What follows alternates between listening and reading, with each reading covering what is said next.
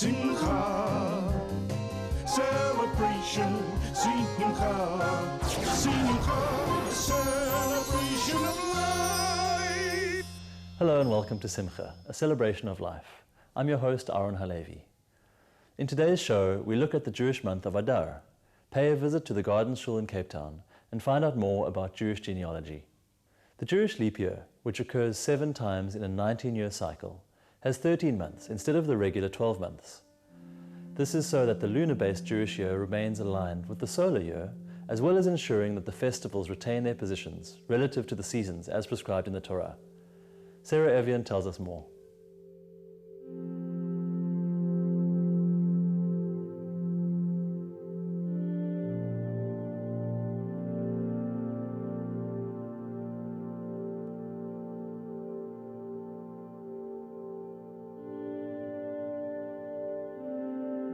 So we're now in the month of Adar, which is the last month of the year, the 11th month, because we learn that the months begin in Nisan, when the Jewish people were freed from Egypt.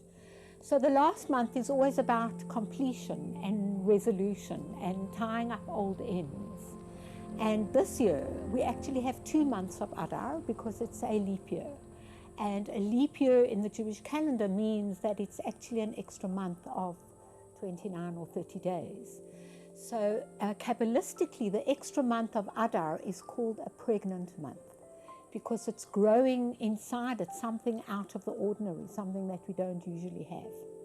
And it's also called a whole year and a complete year because the leap year is really about balancing the lunar calendar and the solar calendar.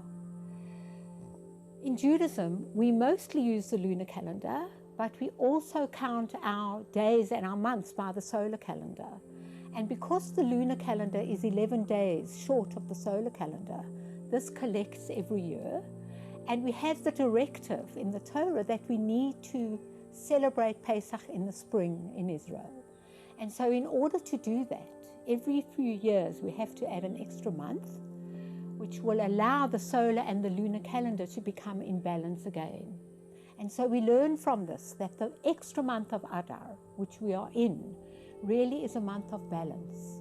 We're balancing the sun side of our lives, which is the side of predictability and of great shining and of achievement and of reliability and dependability. The sun always rises in the east and it sets in the west, and we know every day that it's there. And we're balancing this with our moon personality, which is much more feminine, it's much more moody, it comes and goes, it grows, it smallens, it's not dependable at all. In fact, every single day it gives off and reflects a different light. And so each of us has these 2 sides of ourselves, and it's a month of really being aware of that and being aware of the balancing of them, because either of them too strongly is not a healthy life. So, as with all the months, every month has a letter through which it is created and a sense through which it is healed. And Adar, the last month, is the month that is healed through joy and laughter. And that's why Purim falls in the month of Adar. It is because Adar is filled with attaining a deep sense of joy.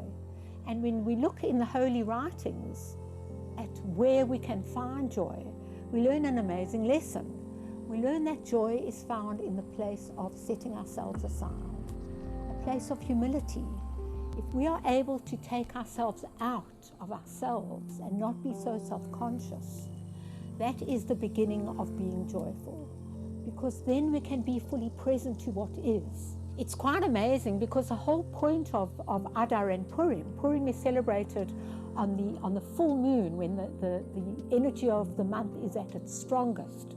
What is Purim about? It's firstly about transformation from darkness to light, which is a sense of what the month is, but it's very much about reading the Megillah. And the Megillah is not a book where you turn the page, and once the page of your life has been turned, it's not really in our view anymore, and we can forget about it and be only on the page that we're on. The whole point of the Megillah is that you roll it out, and at any point, what you rolled before is still there, and what's coming is also in front of your eyes. It's much more of an unfolding of existence. And Adar is about this. It's about being present to the unfolding of life. That is the place of joy. Taking ourselves outside and being present to what is every moment, not scripting it, not writing exactly what needs to happen, but of being in the Megillah, seeing your whole life as a whole, as one passing view, where you're not only stuck on one page, turning from one to the other and forgetting what was and not open to what is still to become. The letter of Adar is the Kuf. The Kuf is the only letter that actually descends below the line of the normal line of the letters, which tells us immediately that Adar is a month of going into the physicality, the lowest worlds, and turning the darkness that's there into light. It's about changing the mundane into holy. And if we look at the Kuf, there are two words that are very prevalent with the Kuf. One is Kedusha, which is holiness or sacredness, and the other is Klippa, which is a shell. It is like the shell of an almond, which is hard, and you have to crack the negativity of the Klippa in order to find the sacredness. So our month is filled with trying to take the shell of mundanity, of physicality, and of things that are outside of ourselves and allowing the light to shine through, very much by taking ourselves out of the way. So I bless us this Adar, we are able to do this. We are able to tap into the inner parts of ourselves and see the light within the darkness, and that we are able to really reach a balance between our masculine sun side and our feminine lunar side.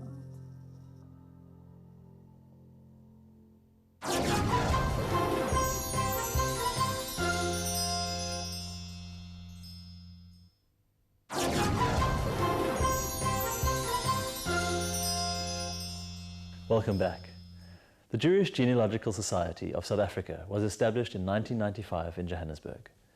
They aim to guide and encourage people to explore the many aspects of Jewish genealogy, such as family history, research, local archives and resources, as well as how to effectively navigate through the various genealogical sites on the internet.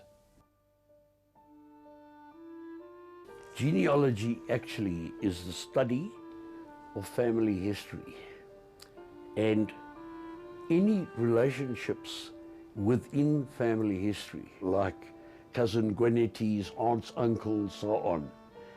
And it's rather a very, very broad subject. It's a subject that covers virtually anything, like towns where children are born or where people manifest themselves. Jewish genealogy obviously covers not only genealogy in South Africa and family history, but also history from Europe, where our antecedents mostly came from. And genealogy, because of what it is, allows the researcher to go back as far back as they can go. And some families are so blessed with being able to access their ancestors, they can get back, some of them up to 1,000 years back. Now, that kind of research depth is mainly because in many countries the governments actually kept records of births, deaths, and marriages and things like that. But other people can't trace back that far. Now, in South Africa, out of the way it's happened, out of historical significance, most of the Jews here come from Lithuania, around about, if we take the whole Jewish nation in South Africa, before the immigrations of the later 60s and 70s, there were, say, about 120,000 Jews here. They mostly came from Lithuania. They mostly today would number about 70% of the Jews of South Africa. About 20% of the people come from places like Poland and Britain and Germany. And then there's a smattering of Romanians and Hungarians and so on. Oh, and of course I nearly forgot the Sephardim, who came, the majority, into Africa from Rhode Island. Not anywhere else so much, but mainly Rhode Island. So that's roughly the kind of communities we have in South Africa, Jewish communities. It's funny that many of the Jews that came here didn't only go to the large cities like Johannesburg, Cape Town, Durban, as they were in the 19th century, but they also went to the small towns where they found out they could establish small businesses and make a living from there. So they established what we understand today as the country communities.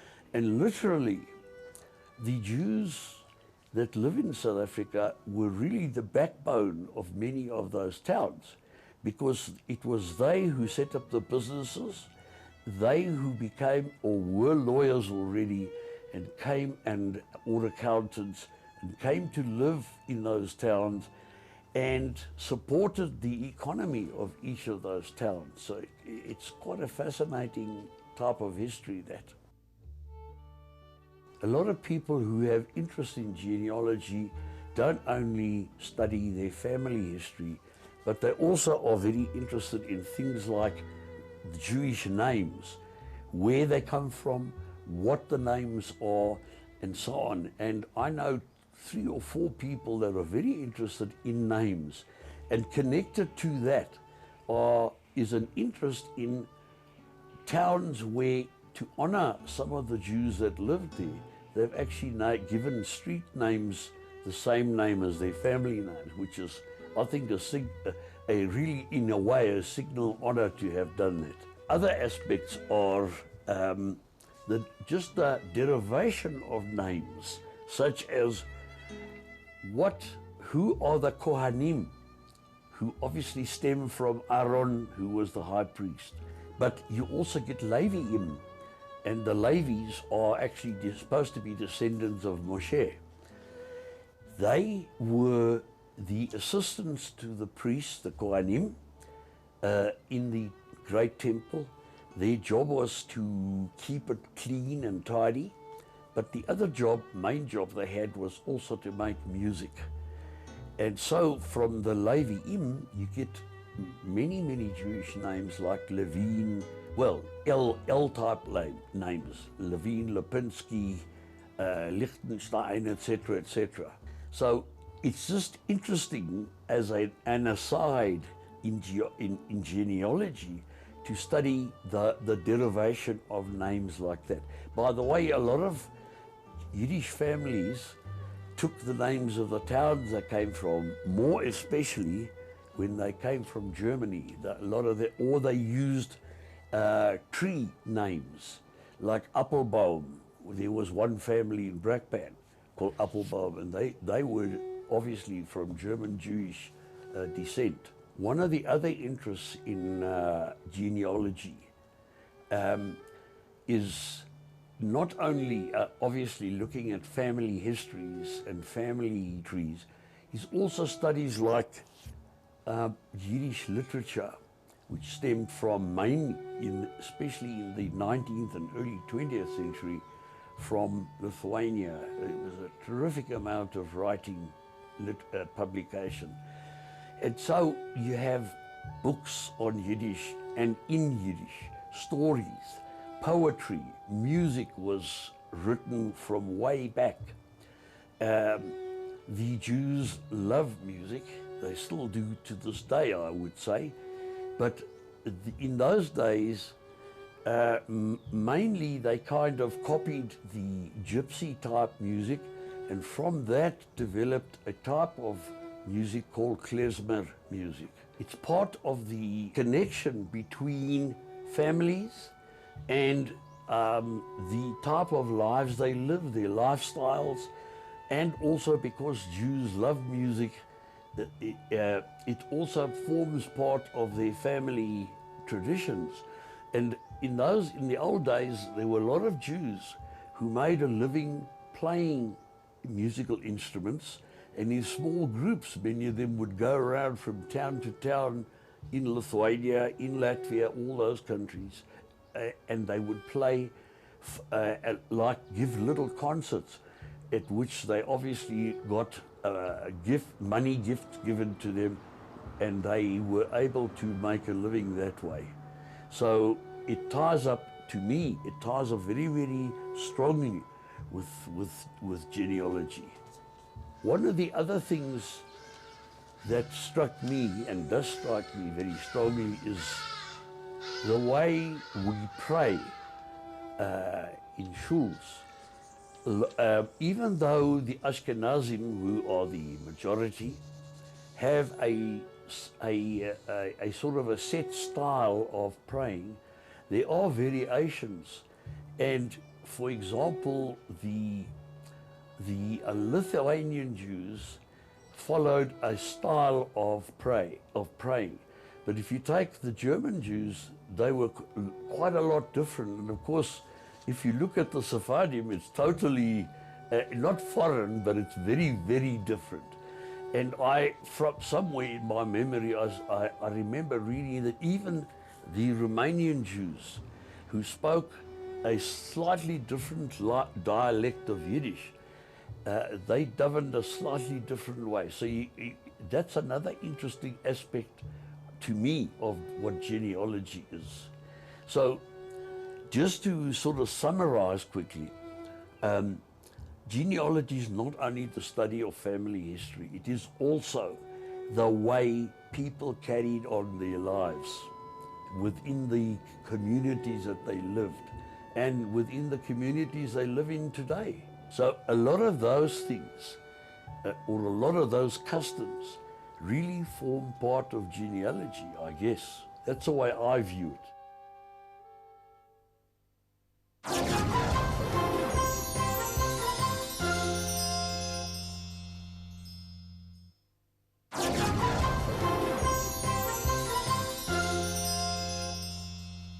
Welcome back. We continue with our celebration of 175 years of the Jewish community in South Africa. The Great Synagogue, or more affectionately known as the Gardens Shul, is regarded by the Jewish community as the Mother Synagogue of South Africa. Built in 1906, this architectural masterpiece is situated within the beautiful Company Gardens in the center of Cape Town. The architecture of the shul is partially Byzantine, a little bit of Gothic, but based on shuls that were built in the English style. On many occasions, people have said it looks more like a cathedral. And the answer to that, of course, is what came first, the shul or the cathedral. John Parker designed the synagogue from Park and Forsyth. They were the foremost architects of the time. The design of the steeples, we can only think that he got his ideas from what he had seen in pictures of shuls like Florence, for instance, which is very similar to this. But there were many shuls in Europe which were destroyed in the Nazi era that had the twin steeples like this. But this is John Parker regarded as one of the icons of all his works.